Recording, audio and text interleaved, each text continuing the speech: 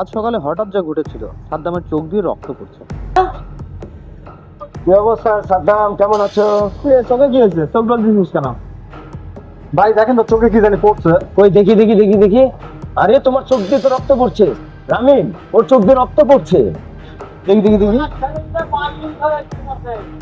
আরে তাই তো, হ্যাঁ রক্তই তো পড়তেছে। আসলেই তো। এটা তো হাসপাতালে নিতে হবে।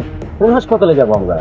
ওই যে গ্রামীণ চক্ষু হাসপাতালে নিয়ে যাই। হ্যাঁ, চলো চলো, বাড়ির কাছে। হ্যাঁ চলো চলো, ওখানেই যাই, গ্রামীণ হাসপাতালে যাই, একটু চিকিৎসাটা করে নিয়ে আসি। তারপর আমরা সাদ্দামকে নিয়ে গ্রামীণ চক্ষু হাসপাতালের দিকে রওনা হলাম। রাস্তার ঠিক ওপারেই, এটা নওগাঁ সদর থানার মোড়ে রাজ জেনারেল হাসপাতালের পুরনো ভবনে। এখানে অভিজ্ঞ ডাক্তারদের যেমন অভাব নেই, আর এখানে হাসপাতালের স্টাফ কর্মচারীদের ব্যবহারও খুব আন্তরিক। তাদের চিকিৎসা, ব্যবহার, আচরণ আপনি এতই সন্তুষ্ট হবেন যে আপনার মনে হবে যে আপনি পরিবারের কাছে আছেন। তো আমরা হাসপাতালের ভিতরে ইতিমধ্যে প্রবেশ করেছি। আমরা রিসেপশনের দিকে যাচ্ছি। এখন কি সমস্যা? ভাইজান, ওর চোখ দিয়ে একটু রক্ত পড়ছে, দেখেন তো কি হয়েছে। আচ্ছা, তাহলে আপনি একটু বসেন, আমাদের টিকিট করে আমরা স্যার আছে আমাদের দেখে দিব। আমাদের ধন্যবাদ ধন্যবাদ। আচ্ছা আচ্ছা, থ্যাংক ইউ বাবা, একটু দেখো। জি। তো তিনি আমাদেরকে বসতে বললেন। আমরা সামনে চেয়ার পাতা আছে ওখানে, তো সেখানে গিয়ে বসলাম।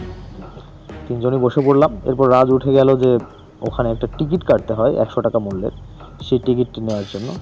টিকিটটি ইতিমধ্যে আমরা হাতে পেয়েছি। তো টিকিটটি সঙ্গে নিয়ে যেতে হবে ডাক্তারের রুমে। এখানে সর্বক্ষণ আসলে ডাক্তাররা থাকেন আপনার চিকিৎসার জন্য। তো রাজ অনুমতি চাইলো ভিতর প্রবেশ আসসালামু করার। আলাইকুম। ওয়ালাইকুম সালাম। আসেন। রামিন, সাদ্দাম ভাই, রামিন ভাই। এরপর আমরা ডাক্তার কক্ষে প্রবেশ করলাম, আর রাজ এবং সাদ্দাম বসলো, আমি পাশেই দাঁড়ালাম।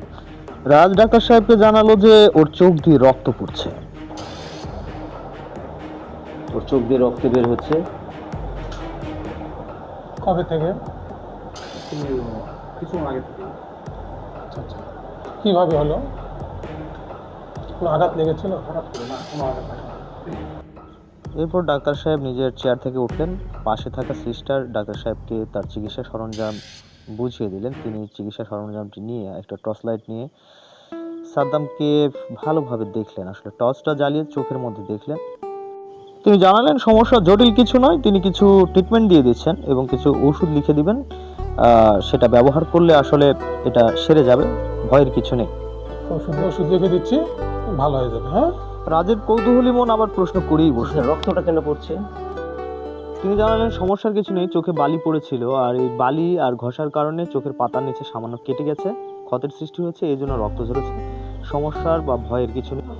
পাশে অপারেশন রুমে ডাক্তাররা আছেন, তারা চোখ ভালোভাবে ওয়াশ করে দেবে।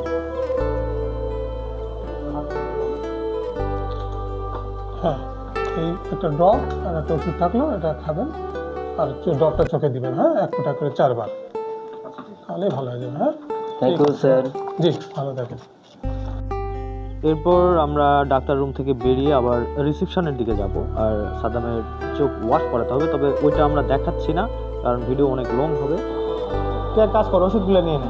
হ্যাঁ, আমি যে ওষুধগুলো নিয়ে এসেছি।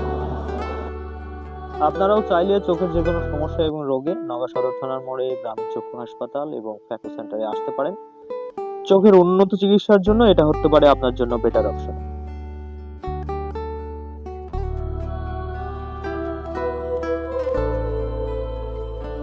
ভাই, মনে হচ্ছে জীবন ফিরে গেল। চোখ আর দেশ একই রকম, বাইরে থেকে কিছু ঢুকলেই অশান্তি তৈরি হয়। আবার কি জানি বললি, আরেকবার বলতো, কি জানি বললি? কি বললাম? রাজকে বললাম বন্ধু, চোখের সুচিকিৎসার জন্য যেমন একজন দক্ষ চক্ষু বিশেষজ্ঞ প্রয়োজন, তেমনি দেশ পরিচালনার জন্য, এই দেশের জন্য একজন সৎ দক্ষ নেতার প্রয়োজন। ভাই, দারুণ বললেন তো, আপনাকে লাইক দিলাম। কথাটা দারুণ বলছিস তো, আমিও লাইক দিলাম।